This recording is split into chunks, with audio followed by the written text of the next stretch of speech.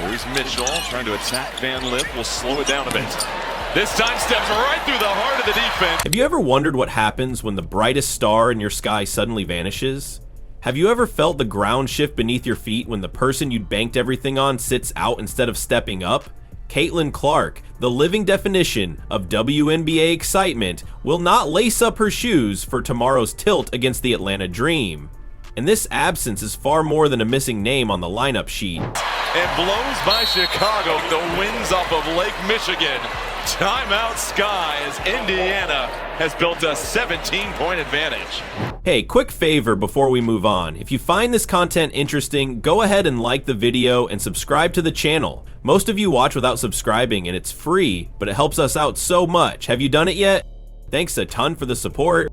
Now let's get back to the video. Honestly, I give my team a lot of credit, my teammates a lot of credit. We never gave up. We fought. We were right there. We found a way to get back in it. The air at Bankers Life Fieldhouse crackled with anticipation, only to fizzle into uneasy murmurs when Stephanie White announced that Clark's quad strain, first whispered in training camp and already handled with kid gloves, has flared up again. This isn't a simple rest day, it's a deliberate, painstaking, strategic move by a franchise that knows it holds the keys to a league's resurgence in its rookie's kneecap. Clark has been back in practice, shooting, jogging, even smiling for the cameras, but she's not cleared for the full comment chaos that defines WNBA play. The Fever's brass insists they're playing the long game, a phrase that feels more like a labyrinthine excuse when ticket scalpers can't even unload a seat without slashing prices in half. Yet, in an era that demands instant gratification, Indiana's decision to bench its biggest draw speaks volumes about long-term vision versus short-term gain. You know, when things didn't seem very good for this group, at least we stayed together and we kept fighting, and that's a positive. From the outside, it might look like overcaution. From the inside, it's survival. Caitlin's absence transforms practice into a high-wire act, forcing underdogs like Aaliyah Boston and Kelsey Mitchell to morph into ringmasters on the fly. Rookie fill-in Aaron McDonald, thrust into starlight by necessity, has delivered hustle-driven stat lines that make teams question whom to carry once Clark returns. It's a drama that unfolds in time-ups in training rooms rather than on social feeds, yet it's as compelling as any buzzer beater. With a season that stretches towards September, the Fever are gambling on patience, banking on the notion that healthy Caitlin in October beats reckless Caitlin in June. This is a move that tests the mettle of coaches, players, and fans alike, demanding faith in a recovery plan that promises more than a quick fix, and might just remake the WNBA landscape in the process. They shot 32 free throws. It's a lot of free throws. Going to be difficult to win a lot of games when we foul people that much and put them at the line that much. It's tough. They made 25 out of 32. We still went to the line 26 times, missed 10. When news broke that Caitlin Clark wouldn't suit up for the showdown with the Atlanta Dream, the social feeds ignited. Memes swirled, podcasts erupted, and fans toggled between outrage and sympathy. Fired by her collegiate Ironman streak, 185 consecutive appearances at Iowa, and 0 missed games in 8 calendar years. Clark is as unfamiliar with the sidelines as a point guard is with the low post, yet here she sits, sidelined by a quad strain so notorious among sports medics that one false step in practice could shatter a rookie's confidence and career trajectory. The Fever's medical staff, backed by Coach White's unwavering resolve, have drawn a bright line in the court sand. No full combat scrimmages until that quad proves itself under fire. To them, a cautious timeline that spans weeks rather than days is a small price for safeguarding a generational talent. So that's the game really right there. It obviously doesn't come down to that, but it's just a little thing. I didn't think we were disruptive at all. I felt like we let them move the ball wherever they wanted to. We had a lot of breakdowns in our coverages. We weren't really helping one another out. We played like 5 individuals defensively at times instead of collectively as a unit. And good teams take advantage of that.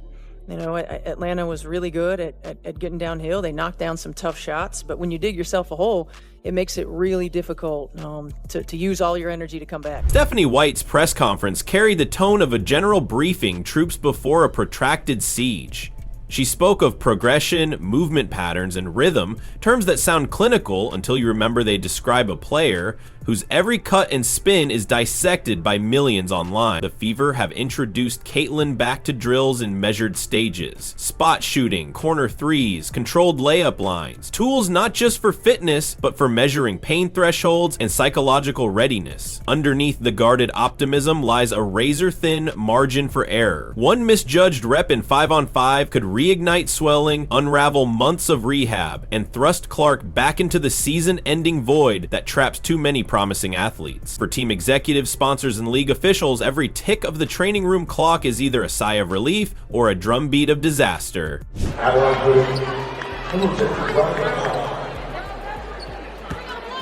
Boston continues to show her frustration. It really started a couple possessions. The cultural impact of Clark's absence cannot be overstated. Each game she misses is a vacuum in national broadcasts, a chasm in ticket revenue, and a blow to broadcaster hype reels. Bankers Life Fieldhouse, once electric with chants of CC, CC, now echoes with the hollow thump of sneakers on empty floors. Even casual viewers, those who clicked on a highlight clip and stayed for the spectacle, vanish when her jersey stays hung. Ratings dip, sponsors squint at barcode scans, and media headlines shift from electrifying comebacks to mundane injury updates. The WNBA, riding a wave of unprecedented growth thanks to Clark's viral exploits, suddenly confronts the fragility of star-dependent momentum. Without her, the league risks reverting to the niche corner of sports history reserved for unsung champions. With her, it soars into mainstream consciousness. In this light, Indiana's 2-week minimum benching transcends basketball. It's a high-stakes game of risk management for women's sports as a whole. White talk about Caitlin Clark's development.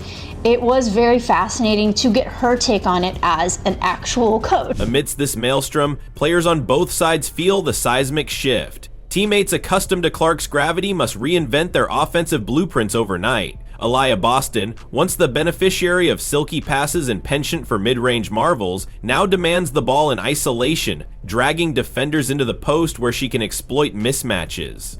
Kelsey Mitchell, the veteran sharpshooter, morphs into interim floor general, her court vision sharpened by necessity. Lexi Hall, once a complimentary spark, finds herself orchestrating backdoor cuts with the poise of a 6-year pro. Even the role of bench players morphs. No longer purely energy contributors, they become living negotiation chips. Every minute on the floor a potential audition for a secure roster spot once Clark returns. This dynamic fuels locker room conversations that shift from X's and O's to raw questions. Who will seize this window? Who will slip under pressure? Who will rise and who will sink? In a satiated sports world, injury updates are often whispers, lost to scroll fatigue. But with Clark, every flex of her quad becomes a headline, every walk to the free throw line a viral moment. Journalists wield terms like elite efficiency and defensive intensity when describing fill-in guard Aaron McDonald, painting her as the Cinderella of necessity. Yet underneath the hype, there's genuine intrigue. Could McDonald's hustle-first style recalibrate Indiana's identity? If she sustains production, do they risk a roster crunch that leaves a key contributor watching from the bench? The rules stipulate that once Clark and Sophie Cunningham, also rehabbing an ankle, rejoin practice fully, someone must make way. It's a chess match of personnel, timing, and cap strategy that plays out not in boardrooms, but in noisy gymnasiums. The Fever front office no doubt spends late nights crunching scenarios. Do we trade the veteran for draft picks? Do we stash Clark overseas for extra rehab time? Do we expose a rising star to a mid-season roster cut? Let's start with the image that set the internet ablaze. If you've been anywhere near social media lately, you've likely seen that viral photo of Caitlin Clark. In it, she's flexing muscles that look like they belong on a superhero. Beyond the mechanics of return lies the emotional narrative. Fans have fallen in love with Clark's daring drives, her pinpoint passing, her fearless demeanor that belies rookie status. They've invested not only money but collective pride in watching a Midwestern kid transform into a global sensation. To stall her momentum now feels like an emotional betrayal. Like a season finale extended indefinitely, yet the alternative, a hasty comeback that leads to re-injury, would devastate that emotional bank account far more deeply. It would cost not just games, but consumer faith. Sponsors might balk at protracted rehab stories. Broadcasters could pivot to more reliable attractions. The WNBA might find itself scrambling to replace the magnetic draw it's spent a year amplifying. This isn't a simple choice. It's a crossroad between short-moved thrills and sustainable legends, as Clinton's long holiday weekend approaches, reminding everyone that rest can be as crucial as action. The Fever's return date for Clark remains an open question. The Liberty game on Saturday looms as a tempting target. Nationally televised high stakes, a narrative stage begging for her triumphant re-entrance. Yet speculation now leans toward the June 17th date against the Connecticut Sun, a slightly lower profile contest offering a softer reintroduction. Media pundits debate, will the Fever risk a high-pressure return, or will they cloak her comeback in a more forgiving environment? Either way, the choice reflects the same guiding principle: control the narrative, temper the spectacle, and shield the investment that is Caitlin Clark's health. Her physique radiating strength and determination. Fans went wild speculating whether this jaw-dropping transformation was real or the work of AI wizardry. In the meantime, the WNBA's broader ecosystem watches with bated breath. League officials know that Clark's comeback, or continued absence, carries ripple effects across TV deals, sponsorship assets, and even the international pipeline of future talent. Young girls who saw themselves in her fearless drives now watch from living rooms, wondering if their own dreams can withstand setbacks. Coaches league-wide adjust scouting reports and marketing budgets. Ticket offices rerun price models, swapping bundles for promotional giveaways to offset lost star power. It's as if a central sun blinked out and every planet in the system shudders without its light. Yet in true sports fashion, crisis breeds opportunity. The Fever's depth chart gets the crucible treatment, with unheralded players rising to roles they never imagined. Rival teams recalibrate schemes to exploit the absence, only to discover that Indiana's revamped defense, fueled by desperation, hits harder than anticipated. Fans, initially irate, begin to appreciate the unpredictable drama of every game, realizing that while Clark's absence stings, the WNBA remains a showcase of elite talent. Media cycles shift from breathless previews of a single player to holistic storytelling about the league's resilience and diversity. The narrative fractures into smaller, richer arcs that ultimately strengthen the tapestry of the sport.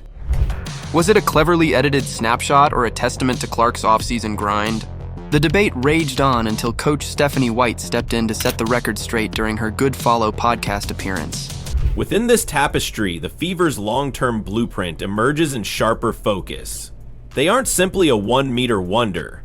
They're an organization committed to constructing a sustainable winner, even if it means painstaking seam sealing of a rookie quad in mid-season.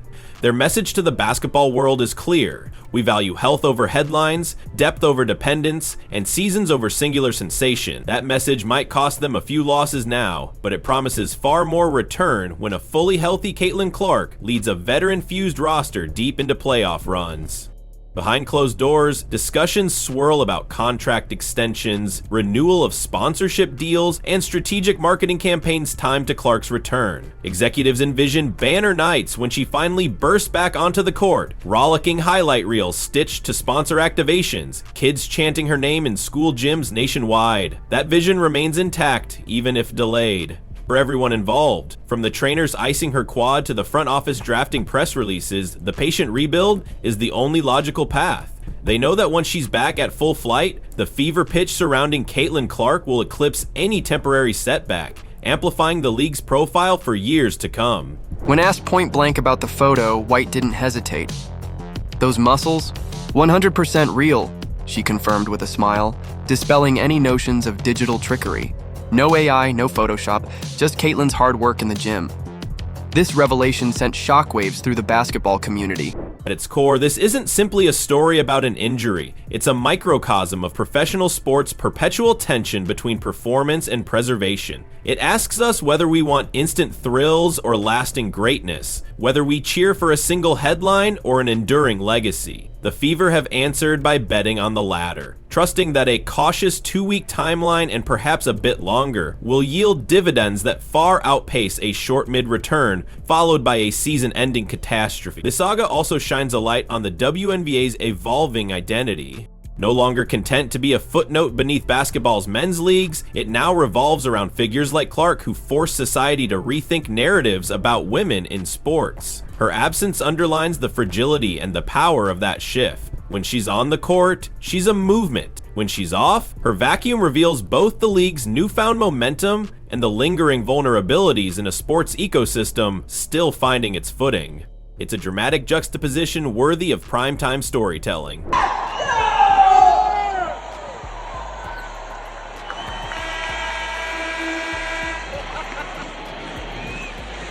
Are you still riding with Caitlin Clark through every twist and turn? Do you think Indiana's cautious approach will pay off, or should they have let their superstar play through the pain? Drop your thoughts in the comments below. We read every single one. If you want more real talk, game breakdowns, and behind-the-scenes insight into the WNBA's biggest stories, make sure to subscribe, hit that like button, and ring the bell so you never miss an update. Let's keep the conversation going.